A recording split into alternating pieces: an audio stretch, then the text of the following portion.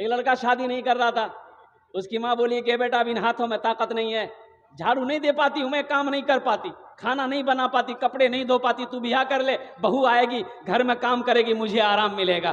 तो बेटा बोला कि अम्मा नहीं, जब तक तू जिंदा है मैं शादी नहीं करूंगा, जब तू मर जाएगी फिर हम ब्याह करेंगे। बोले का है? बोला इसलिए कि बीवी आएगी, झगड़ा होगा, सास बहू में झगड़ा होगा, ये मुझे बर्दाश्त नहीं है कि मेरी माँ से कोई झगड़ा करे। कुछ दिन और गुजरे, माँ बोली कि बेटा आप बर्दाश्त नहीं हो रहा, तू कर ले। बोले ठीक माँ, देख अगर आप चाहते तो देख लीजिए। माँ एक लड़की को चुनी, पसंद की, पढ़ी लिखी लड़की, ब्याह करके ले आई। और लड़की क्या माशाअल्लाह 10 बजे सुबह उसकी नींद खुलती थी। अब बुढ़िया भोरे उठ के नमाज पढ़ के झाड़ू देना, बर्तन धोना, नाश्ता बना के पलंग पे ले जाके देना।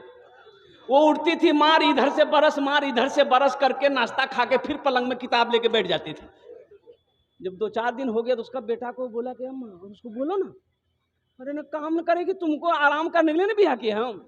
बोले बेटा कैसे बोले, नई नवेली लड़की है, कुछ दिन के बाद करने लगेगी, छोड़ो मत बोलो, दिल दुख जाएगा। जब हफ्ता दिन हो गया बेटा को बर्दाश्त नहीं हुआ, बेटा बोला कि अम्मा एक आइडिया मेरे दिमाग में है, जब आप झाड़ू दीजिएगा ना आपके हाथ से हम झाड़ू छीनेंगे।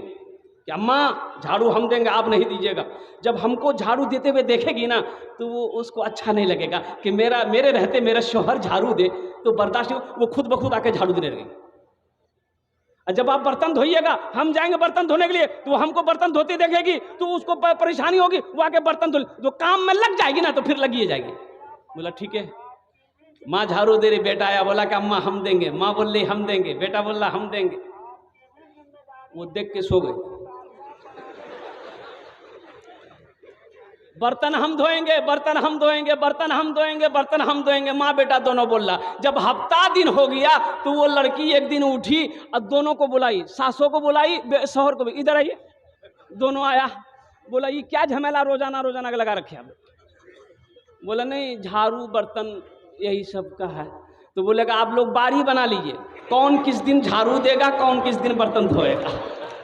हाँ हाँ हाँ हाँ, ए नौजवानों, उस लड़की से निकाह करो, उस लड़की से शादी करो कि जिस लड़की का कदम घर में पड़ जाए तो अल्लाह उस घर को जन्नत बना दे। एक जगह जलसा में तकरीर करके नीचे उतरे, एक नौजवान बोला गए मौलवी साहब रुका। बोला बोलो। बोला अभी आप तकरीर करे कि माँ बाप के कदमों के नीचे जन्नत है। हमने कहा कि हाँ, हुजूर की हदीस है, अल्लाह के नबी इरशाद फरमाते हैं कि माँ के कदमों के नीचे जन्नत है। बाप जन्नत के दरवाज़ों में से एक बीच का दरवाज़ा है। कौन सा दरवाज़ा है? हाँ, बाप जन्नत के दरवाज़ों में से एक बीच का दरवाज़ा है। तो नौजवान बोला कि बात समझ में आ गई, हमारा सवाल ये है, ठीक है माँ बाप के कदमों के नीचे जन्नत है, लेकिन मेरा पूछना ये है कि सास ससुर के कदम के नीचे कुछ है कि नहीं है? क्या है? समझ गए? हमने कहा कि क्या है, ब्याह कर है कि? बोले नहीं भेलो जी गए। हम बोले बेटा तुम्हारे पूछने का अंदाज, उसका सवाल का जवाब मेरे पास है। बोला जल्दी बताइए। हम बोले सास ससुर के कदम के नीचे भी है। बोला क्या है जल्दी बताइए। हम बोले थपाची गाड़ी है, वॉशिंग मशीन है, कूलर है, पंखा है, बर्तन है, हड़िया है, लोटा है, थाली है। और क्या मिलेगा? सास ससुर के कदम के नीचे यही नहीं मिलेगा? नौजवानों मांग कर जहेज ना लेना। और सुनो, उलमा फरमाते हैं कि अगर वो अपनी मर्जी से भी दे फिर भी ना लो, फिर भी ना लो। लड़की वाला अगर अपनी मर्जी से दे फिर भी ना लो, इनकार कर दो, नहीं मुझे नहीं चाहिए, मुझे नहीं चाहिए, मुझे तो सब में आपकी बेटी चाहिए, हमें तो अपनी बीवी चाहिए। और बहू और लड़का का बाप कहे हमें तो वो बहू चाहिए कि जिसका कदम मेरे घर पे पड़ जाए तो अल्लाह उसके कदम की बरकत से मेरे घर को जन्नत बना दे। आओ कुरान की अजमत को सुनो, इसलिए कि वक्त की किल्लत है और कुर्बान जाइए। हजरत मुआज बिन जबल रदियल्लाहु ताला अन्हु बड़े जलील कद्र साहबी हैं। अल्लाह के नबी यमन भेज रहे हैं गवर्नर बनाकर, हाकिम बनाकर। ओ मुआज ऊंट पर सवार हो जा, अल्लाह के नबी तशरीफ फरमा है, हजरत मुआज ने ऊंट को इशारा किया, बैठ जा। ऊंट बैठा है, हजरत मुआज ऊंट पर सवार हो गए। ऊंट खड़ा हुआ, चलना शुरू किया। अल्लाह के नबी ने ऊंट के मुहार को पकड़ा, आगे आगे अल्लाह के नबी जा रहे हैं, ऊंट भी पीछे पीछे जा रहा है। उस ऊंट पर अल्लाह के रसूल जनाब मोहम्मद रसूलुल्लाह सल्लल्लाहु अलैहि वसल्लम का सहाबी हजरत मुआज बैठे। तो हजरत मुआज लरज़ गए, कहते हैं या रसूल अल्लाह, मेरे माँ बाप आप पर कुर्बान, या हबीब अल्लाह ये बेअदबी है, आप मेरे आका हैं, आपका मैं गुलाम हूं, मैं ऊंट पर सवार हूं, आप पैदल चले, ये बर्दाश्त नहीं होगा। तो अल्लाह के नबी ने इरशाद फरमाया, ए मुआज बैठा रहा। सुभान अल्लाह बोले था माशाअल्लाह। ए मुआज बैठा रहा, मैं तुम्हारी इज्जत नहीं कर रहा हूं। ए बेटा